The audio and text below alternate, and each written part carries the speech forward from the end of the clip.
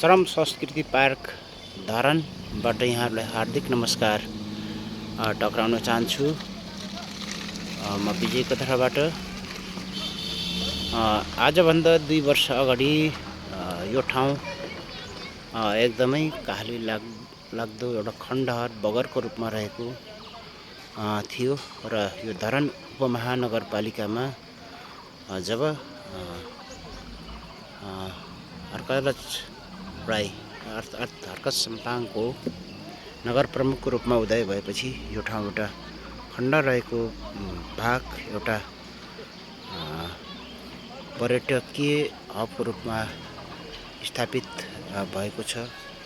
वास्तवमा हामीले हाम्रो देश निर्माणको लागि कर्म र श्रमबाट मात्र सम्भव हुने रहेछ भन्ने कुरा हामीले यहाँ देख्न सक्छौँ।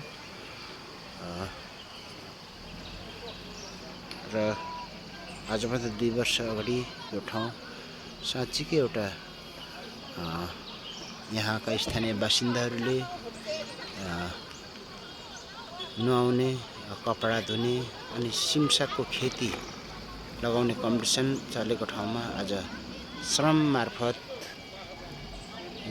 एउटा यो धरानको एउटा नमुना पार्कको रूपमा स्थापना भएको छ, जसले आज आन्तरिक तथा बाह्य पर्यटकहरूको यहाँ दिनानुदिन आगमन भइरहेको छ।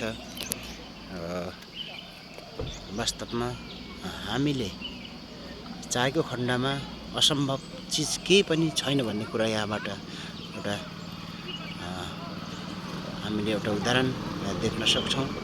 र हामीले गफहरू त ठुल्ठुलो सुनेका छौँ।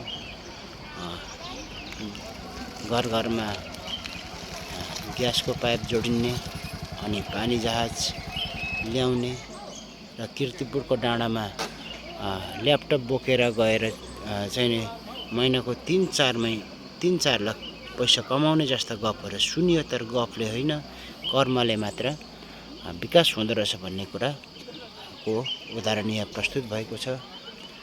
र आज धरान उपमहानगरपालिकाको सबैभन्दा बढी राजस्व सङ्कलन गर्ने एउटा यो पार्कले एउटा धरानको नगरको विकास साथै राष्ट्रिय विकासमा जोडिने एउटा महत्त्वपूर्ण र हब स्थानको रूपमा स्थापित भएको छ। त्यसकारण देश विदेशमा रहनुहुने सम्पूर्ण मेरा मित्रजनहरू यहाँ आएर एकचोटि यो श्रम संस्कृति पार्कको अवलोकन भ्रमण गरिदिनु हुनको लागि हार्दिक अनुरोध गर्दै यो छोटो भिडियो क्लिपबाट म विजय पनि बिदा हुन चाहन्छु। नमस्कार, जय धरान।